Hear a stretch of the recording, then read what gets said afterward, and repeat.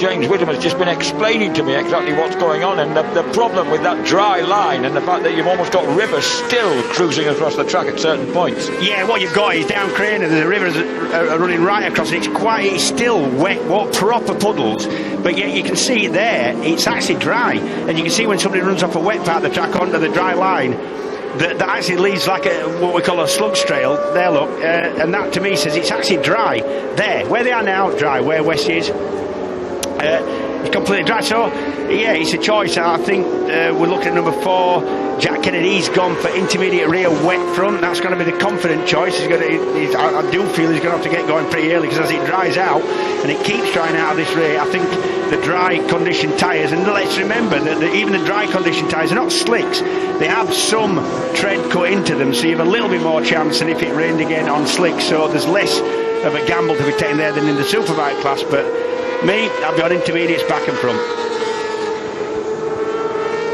Well, you're a man with a huge amount of experience in this class. I think I'll be inclined to take your route. Ben Curry leads the way with 25 points after that great tussle with Jack Kennedy yesterday. Ross Twyman in 3rd place ahead of Tom Oliver, the fastest of the rookies. James Westmoreland making his return to the class, 5th on 11 points ahead of Tommy Philp, David Allingham, Danny Booth, Robert Kennedy and Tim Neve.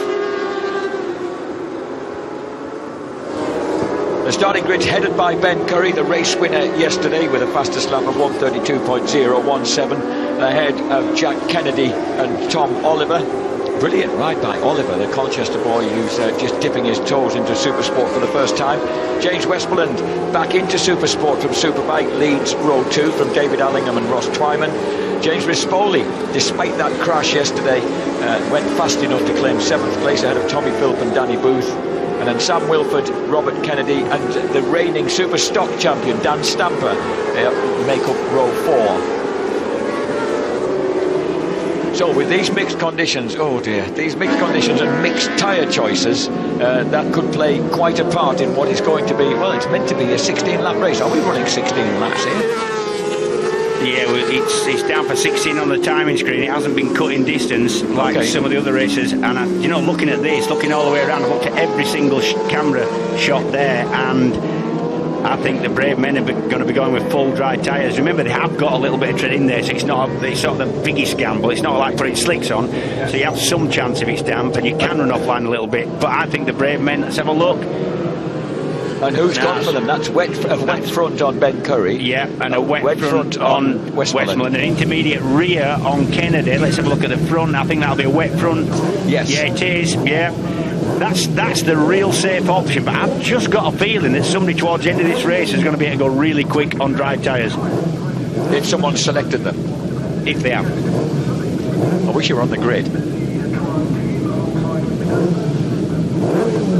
Ben Curry then on pole position alongside Jack Kennedy and, as I said, the brightest of the newcomers, Tom Oliver for the SGR racing team. James Westmoreland still adjusting to life back on a Supersport bike, though with the same team, is lined up on row 2.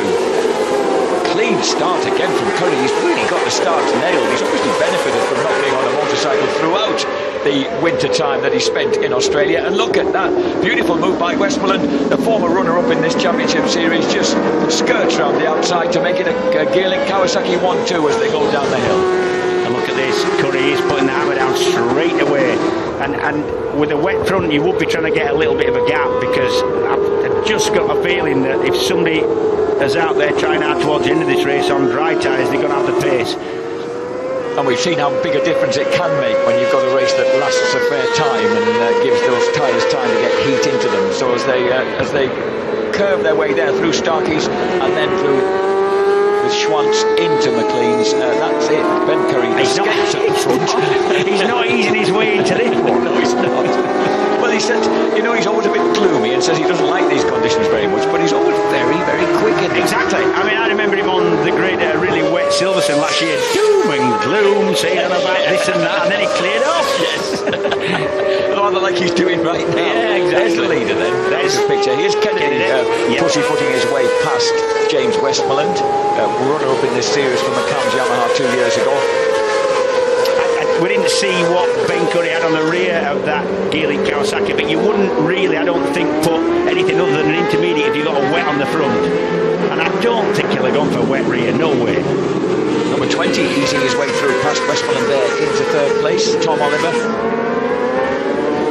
Oliver really looking comfortable. Allingham is coming through strongly as well in these conditions. Another lad who doesn't reckon to like these conditions very much, but is riding strongly in them. He's up behind Westmoreland now as they come down the Wheat Cross straight. 5.5 second lead in one lap. Now that's a lap. That is a lap, isn't it? 142.7 against 148.3. And there's James Rispoli easing his way into contention, not wanting to end up on his ear down Craner Curve again today. I was just going to say, poor old James Rispoli has eaten a bit of gravel this weekend, and he won't want to be doing the same again. He's brave though, you never know. Taking a tight line there down the hill and into the... is that the best line to take? You've got to stick where the dry bit of track is, the dry air. You see, they're on a completely dry line, and that's a fast corner. That's going to give the wet weather tyres a lot of stick, particularly the rear. It's amazing. It's not often you see the leader without any sign of anybody else behind him. Look at the way that the condition almost changes as they cross into the new tarmac. Yeah, that's it. The newer tarmac seems to be holding a little bit of the water. 95 David Allingham, who was a real championship challenger last year, remember, for his dad's EHA team. He just turned 23-year-old from Eglinton in Northern Ireland. Came up through Aprilia Super Teens. And there's a move by Tommy Phillips. Tommy Phillips really impressing me on the Draper racing bike. He's eased past Ross Twyman then, the Canterbury boy. Yeah, good ride from Twyman yesterday. Third, sorry. And there's Allingham just edging out the veteran James Westmoreland. I hope James doesn't mind. It still looks extremely boyish, but he's been around a very, very long time. A former runner-up in the 125 class and twice in British Supersport. And of course, as he was reminding me earlier today, very quick when he had some good rides in the British Superbike series as well. But he wanted to be able to run at the front rather than at the back of the field, so he opted to move back to Supersport this season to see how he could get on there. I've always felt that edge that championship. Apart from 125s where he excelled, I've always felt that Supersport, the Supersport class was the class for James Westmoreland, and he just suits the bike. As they dropped down the hill, we couldn't see the leader at that point. He set a time of 140.2 against pursuing Kennedy 142.9, and these are the rest of the guys behind. With Oliver, Allingham, Westmoreland, Rispoli, Tommy Philp ahead of Twyman, Tim Neve into 9th place ahead of Danny Booth in 10. Good ride for the Ulster boy Richard Kerr. Remember, he's leapt straight up here from Moto 3, James. He's running in 11th place. Yep, true. Oh, this is Curry. Oh, he's gone wide. He's a little bit wide, that's what it is. Yeah, even I could see. He just got to the edge of the dry line, James. He did. Well, it's good to see. This is wonderful to see Curry in action like this, though. I tell you what, he's worked on his fitness throughout. He says he's now got a dietitian and a trainer working with him. He's looking fitter than he's ever done. He's certainly going quick enough. That's Jack Kennedy in 2nd. 3rd place for Oliver. As they drop down the hill, James Westmoreland just behind Allingham. There's Phil. And that's Danny Booth in 10th place, creeping in on Ross Twyman. And I beg your pardon, it's Tim Neve, number 14, who's past Booth now. So Tim Neve making progress. Tim Neve, one of the two Lincolnshire twins, the one who hasn't had to go for shoulder surgery, is out here racing in the Supersport 600 Championship. So they're in separate championships this year. Whereas, of course, they were racing direct in competition with one another in the Superstock 600, hence their groundbreaking 1-2 twin record at Cadwell Park in Superstock 600 last season. So Ben Curry leads the way now by 10.7 seconds. But as James Whittam says, it's really down to how tyres last and how dry the track gets. So there's quite a lot of racing to be done yet to sort out the finishing order, even though the gaps look big. Yeah, and if he is on full wet front and rear, you'll see Ben down the straights head for the puddly parts and the wetter parts of the track just to cool the tyres down. Yeah. And there's number 14, Tim Neve. If anybody should enjoy these conditions, Tim Neve, who was first a grass track champion, a junior grass track champion back in 2010. You know, he's going to be used to bikes slipping and sliding around beneath him. Yeah, he's also a big flat tracker now. We've been both Tim and Tom Neve have been flat track champions of the UK, so they know how to go sideways. Yeah, they've raced in that Kenny Noyes Super Prestigio Festival alongside Marc Marquez and those guys in Barcelona. And done well. And done very well. Yeah. This is the GP2 leader at the moment, down in 24th place, and that's Eugene McManus, the son of the former British 250 champion Eugene McManus. Yes, he was. Senior, I think he was. A GP rider, point scorer in 250 GPs, not to be sniffed at in that. That was a competitive class, going really well is Eugene. Not the ideal bike for these conditions, the GP2, very firm, very geometry-wise. What they're made for is a really grippy, really dry, let's say Valencia, where you're in horrendously fast corner speed, and that's just not the case at Donington this weekend. I don't think they were meant for an Easter weekend at Donington, no. There's number 50, Joel Boraboom. He's lying third in the GP2 category and 27th overall in the race. So except for McManus, who's escaped a bit, all the other lads are pretty much together. Brewers in 25th place, Boraboom in 26th, Josh Owens 27th, and then Tom De Vries in 28th. It was Josh Owens who got hit by his teammate Eugene McManus just going up towards Goddard at the end of the warm-up laps yesterday. Big difference in speed. Eugene didn't shut off. We thought it was the other way. It was Owens that got clobbered by McManus. The whole lot went up in the air. Lucky nobody was either of them. Both bikes really badly damaged, and Ryan Sackleby had a sleepless night fixing him up. Smiled his way through. He wasn't happy. No, he wasn't happy. No, he wasn't. So at the moment then, Ben Curry, the guys we expect to be at the front, James. Ben Curry, there he is, and Jack Kennedy, but Tom Oliver running third. Allingham's established in this class now. Westmoreland's well established in it. So too Rispoli coming back to a class he's had his best rides in. But then Tommy Philp, Twyman's up there, having had some good rides last year. Tim Neve is venturing into this class for the first time. Danny Booth is a relative newcomer, and then Drayton, Richard Kerr. There's some good young lads moving into this class from the lower order. Brad Jones in 15. Curry maintaining the pace. Is only half a second slower than his fastest lap. He has done a 39.9. The last lap 140.3, so he's still maintaining the pace. And I'll tell you what, with a 16, and it's going to be a lot more than that second lead, Curry, it doesn't matter if his tyres actually fall off the last few laps, he's still going to get it home in first. This is a young man, number 34, from Rob McElnay country, Scunthorpe lad, Dan Drayton, who's having a good scrap here with number 27, Bjorn Estman, who's obviously a real veteran of this class, the South African. Yep, Bjorn hit the deck yesterday, got away with it, sort of limped away with a muddy pair of leathers. So they're battling at the moment for 12th place. These are the 12th and 13th place boys. Behind them we've got Brad Jones making progress. He's picked his way through to 14th place past Matt Truelove as he gets used to the conditions. Lap 6 of 16, and with a 16-second advantage. Number 97 Bradley Perry there making a move. And he's in a battle there with number 64 Danny Booth and Malcolm Preston on the DB Racing Kalex. Why would we on a Kalex? Can you have a Kalex Supersport bike? Is that allowed? All these lads look to have wet fronts on, Jay. Yeah, I think they have. Yeah, I think you're right. I think it doesn't look like a Kalex to me. It doesn't look like an R6. It does, yeah. I think we might have a slight. Sorry, that's my mistake. It's a Yamaha. Yeah. Yeah, it's an R6. That does sort that out. Curry leads now by 18.4 seconds. Jack Kennedy looking steady in second place. He's got an advantage of 2.5 seconds over Tom Oliver. And there's Allingham, Westmoreland, Rispoli. Battle for 8th. This is Twyman and Neve.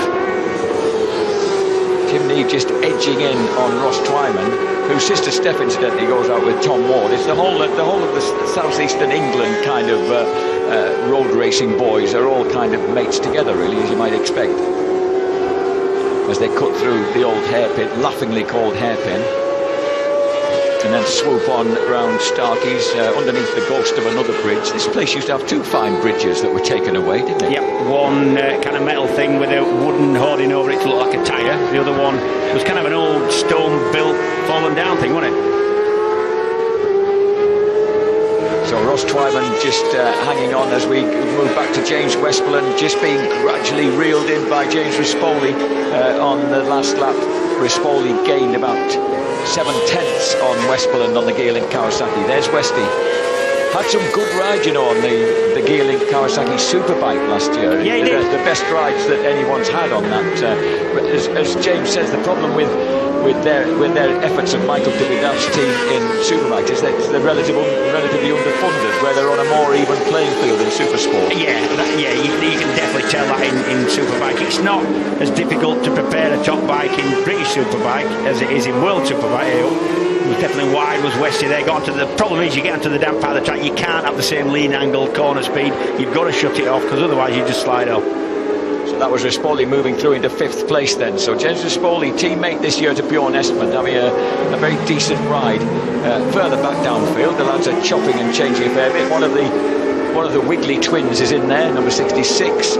As they cross the line now, it's Brad Jones in the midst of there pursuing Bjorn Estman, and he's followed by number 66 Kurt Wiggly.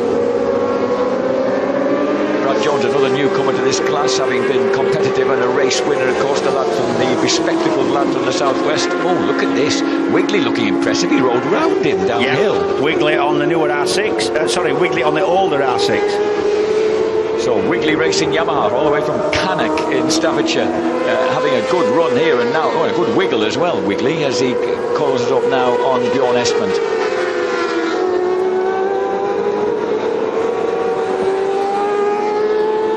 So Curry on 20 seconds in the lead, looking like there's going to be no way of anyone actually catching and passing him at this stage. So as long as he stays on board, then we can safely say that he's going to enjoy a victory here, the second victory of the weekend, and have a very sweet 50 points. And it really should be staying on board with a 20-second lead. It'll be more than that now. 22 once Kennedy comes over the line. Moved there by number 34, Daniel Drayton. And this is the battle going on between Bjorn Estman and Brad Jones. Brad Jones having a look down the hill, but not late enough on the brakes. Dan Drayton not swinging about behind him. And this is a good ride from Kurt Wiggly. This is a quick ride from Wiggly. I know he's kind of in the mid-pack, but he's moved through all these guys in fairly short shrift, actually. I wonder what tyres he's got on.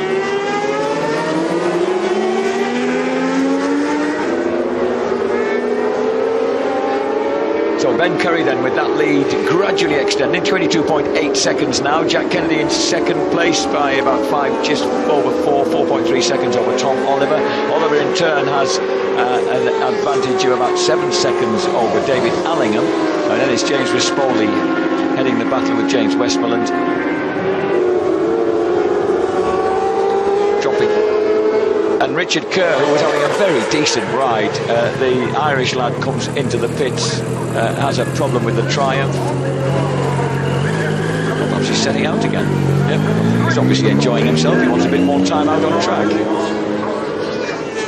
On a 9th lap of 16 then. And this is at Donington Park that actually... Oh no, he's not coming whatever back. Probably had. He's still got it. Still got it. Ben Curry just looking, he's, except for that one moment that we saw him, he's enjoyed himself out there. Looking at the way that the bike is sliding but not getting too out of shape out of the corners, it tells me that he's got wet on the rim. I'm sure he has. Jack Kennedy crosses the line and the gap opens up once again, this time that to 24.3 seconds. Jack Kennedy sets his fastest lap of the race, but it was still a 1.5 seconds slower than Ben Curry on the same lap. Whoa, here's Drayton again. He does like this drop down, and he skips inside Bjorn Estman.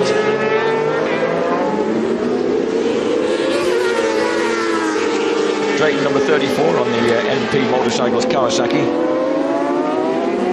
You know how I feel about Kawasaki chairs. They shouldn't be black, they should be green. Yeah. Yamaha should be yellow and black. Or blue. Honda's red, white and blue. The back of that group then, behind Bjorn Estman, we've got Matt Truelove, number 11, running in 15th place. So he's actually got the the last championship point at the moment. And then the other Wigley twin, Matt Wigley's just outside the points in 16th. And Eugene McManus, as the track dries, James, he's got the GP2 bike up to 17th place overall. So he's moved right through from the mid-20s up to 17th, past Dan Stamper and Sam Wilford. So a clear leader in the GP2 Cup for the Irish boy. And up the hill into McLean's. Benny Curry leads the way. He's last lap 1:40.5. There's James Rispoli on the Evercoupe Yamaha. And James Westmoreland just sitting in behind him, having kind of tucked onto the back of him after being overtaken by Rispoli a couple of laps ago. 11th lap of 16 here at Donington Park. Ben Curry in that conspicuous pink helmet. And he's really laid on it. He looks so confident, doesn't he?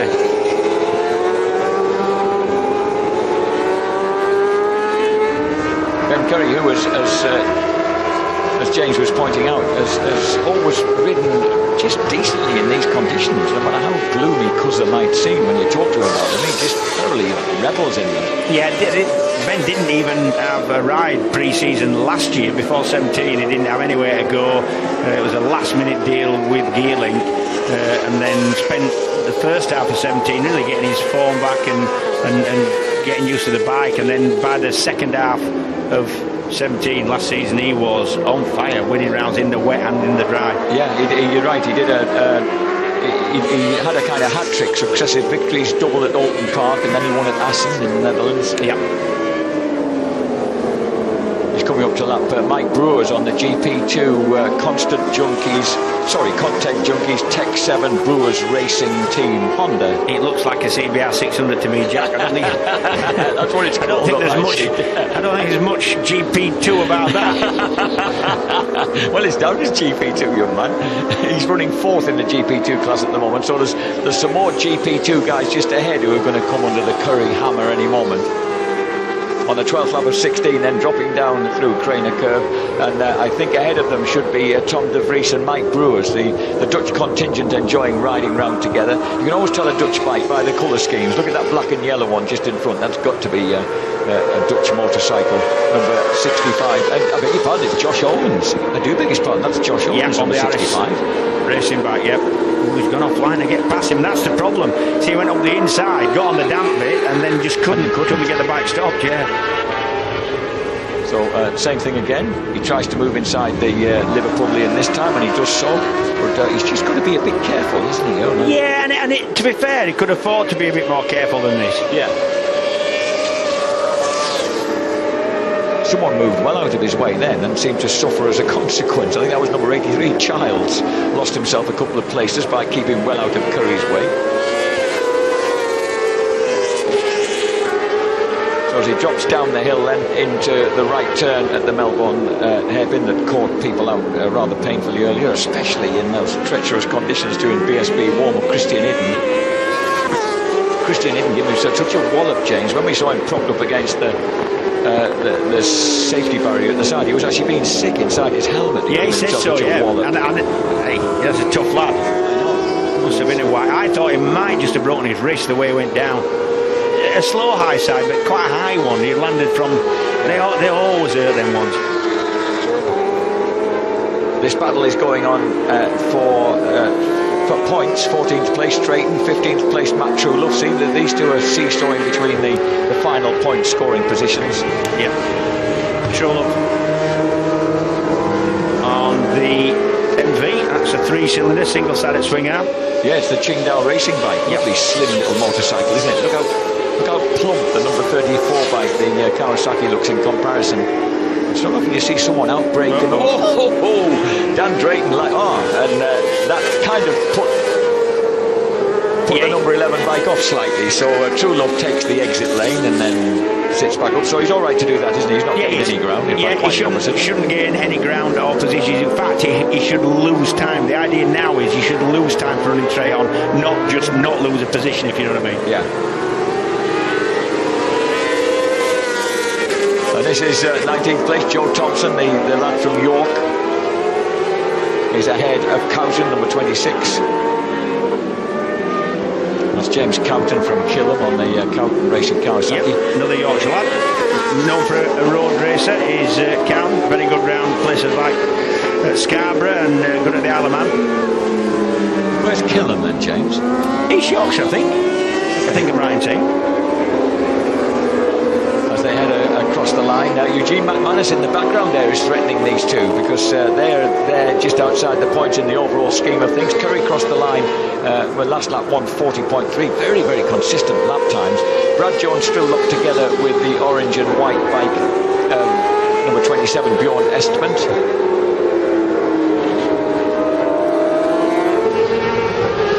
Estment's a character who's always been there or thereabouts in Supersport racing, James. He's qualified well at times. He's been there a long time.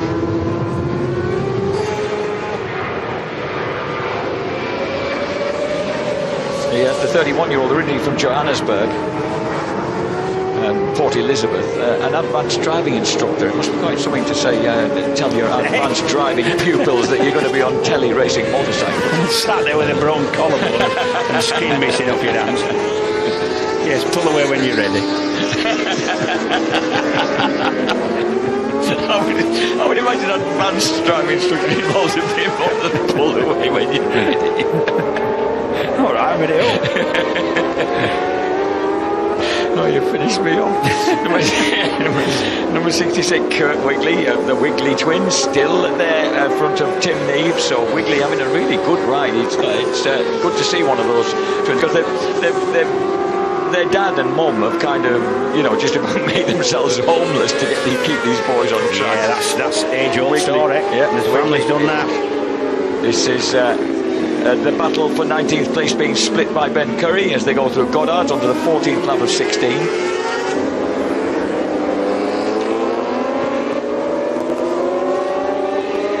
So Ben Curry crosses the line again, 1:40.9. He just is hitting those 1:40s all the time. He's just obviously very, very comfortable at that pace. Oh, incidentally, there's someone who's not on the grid today, James, who was having some good rides late last year. Jamie Perrin knocked himself out yesterday, so by the rules, not allowed to, because of concussion issues, isn't allowed to take part today. That's right, yeah.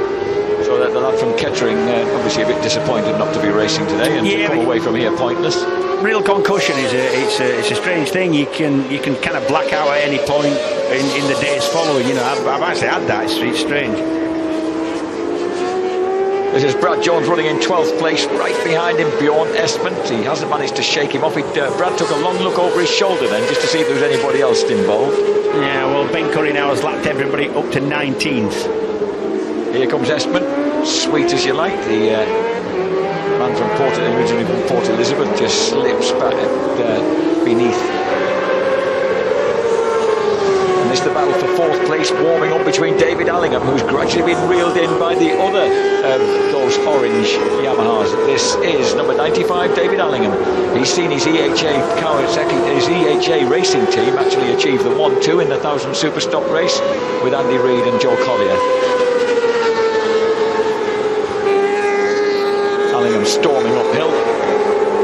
James Rocket Rispoli, who's had a couple of seasons away from this class, seems to suit Rispoli. He was such a strong contender 2 years ago, and then I was a bit baffled when he left the class, when he was on the verge of real success in it. Yeah, he did, yeah. Stalled a little bit in Superbike. Yeah. And then also not such a good season last season in 1000 Superstock, and here he is getting himself right up at the pointed end. He and Allingham having a good tussle. Allingham's a tall lad, tall, sandy-haired Ulster boy. And as they come howling out of the foggy S's, another move lined up perhaps. No, not quite. Allingham there risking the wide line, but having room to cut across in front of Rispoli as they drop to the Melbourne Loop. What was your favourite line round the Melbourne Loop, James? I know last time you raced here you didn't actually reach it because you didn't it on the first lap of the foggy S's. Yeah, thanks for that. No, actually it wasn't the foggy. We were running the old track, so it was actually the foggy S's going the other way that I fell off, so we wouldn't have done the loop anyway. Loop, if you've got nobody behind you pestering you and you're trying to defend your line, you take an early apex, run it a little bit wide, like about 5 feet wide mid-corner, straighten the exit out with a late apex and just try and carry as much speed as you can out the corner. Obviously, that's why I was kind of surprised that Allingham took that wide line. He was obviously confident that he had sufficient late braking expertise to remain in front. It's a little bit different now because you need to be sticking to the bit of the track that is the driest, which is pretty dry going in there, actually. You see, this is the problem Rispoli's got is to get past Allingham, he's got to run off that dry line unless he's really lucky or Allingham makes a mistake. Would you believe it? Oh, we've reached the final lap, and this is Ben Curry. He's going to do the double here at Donington Park. Cuzzer crosses the line with a lamentable wheelie, but he'll be really pleased with the fact that he's won both races here of the British Supersport Championship opener for Gearlink Kawasaki in memory of Norman de Vidal. And he will be winning it by a very, very considerable distance as the checkered flag waves. We look for Jack Kennedy to cross the line. Kennedy, number 4, in the Integro Yamaha. Jack Kennedy then from Dublin finishes in second place, 24.3 seconds back. Nobody else was ever in the race, really. That was absolutely taken apart. And look at this, Rostrom on his second race out in British Supersport for SGR Racing's Colchester motorcycle mechanic Tom Oliver. Great ride by Oliver. He's really shown himself to be the best, and he's thrilled with that. And Bjorn Esmond finishes in Rispoli finishes in 4th place, having nabbed that place from Allingham. He looks really pleased with that. The rocket from Florida. Allingham in 5th. That's Wigley. Having had the best race that he's had in a long time, Wigley's crushed the Wigley Twins Racing SorryMate.com bike. Oh, Kurt. Well, that anything to do with, who was he dicing with? That was Tim Neve. He was dicing with Tim Neve. Are we going to get a glimpse of what went wrong? Oh, where are they? All his own work, that one. Is that Goddard's? It is Goddard's. Yeah, it is last corner. We've got about 50 metres to get to the line. Good. What a mistake, eh? Oh, there was something going on, wasn't there? Well, Kurt Wigley looks, talk about looking sorrymate.com. He'll certainly be sorry when he gets back to see his dad. Number 61, Ben Curry then takes victory for Gearlink Kawasaki for the second time this weekend. But yesterday was a terrific tussle with number 4, Jack Kennedy. Today was just a runaway victory, James. He took that by the scruff of the neck. An amazing ride. I mean, that the confidence with which he took off in the early laps, or even lap. Yeah, putting 5 or 6 seconds a lap into the field, yeah. So brilliant ride then by Ben Curry, the lad from Melbourne who's actually based in North Wales. Here are the results, and the gap was enormous. Ben Curry wins it by 24.3 seconds from Jack Kennedy. Another Yamaha in 3rd place with Tom Oliver. James Rispoli in 4th, ahead of David Allingham. And the second Kawasaki home, also a Gearlink bike, James Westmoreland in 6th place. Edges out Tommy Philp on the Draper Racing Yamaha. Ross Twyman on the second DHA Yamaha finishes 8th, ahead of Tim Neve and Brad Perry. 11th place for Bjorn Estvent. After that race-long battle with Bradley Jones, gets the better of the new boy from Superstock 600. Harry Truelove, beg your pardon, Harry, I was calling you Matt, your brother. Harry Truelove in 13th place. Dan Drayton from Scunthorpe 14th, and Matt Wigley, would you believe, ironically benefits from that final turn fall of his twin brother Kurt and inherits a point in 15th place. The GP2 winner Eugene McManus on the Suter finishes 16th overhaul ahead of Stamper, Wigley, Cowton and Thompson. And the standings in the championship after the first 2 races: Ben Curry with a nice clean round 50, Jack Kennedy twice second with an equally clean round 40, Tom Oliver 3rd place, 29 points after his first 2 Supersport races, is ahead of Ross Twyman. James Westmoreland, very experienced in this category, is in 5th place, a point ahead of David Allingham, who in turn is 1 point ahead of Tommy Philp. James Rispoli, on his return to the series, is joint 8th with Tim Neve on 13 points ahead of Brad Perry in 11th. 11th place for Danny Booth on 8, Robert Kennedy on 7, Bjorn Esmond on 5, and Bradley Jones and Joey Thompson tied on 4 apiece.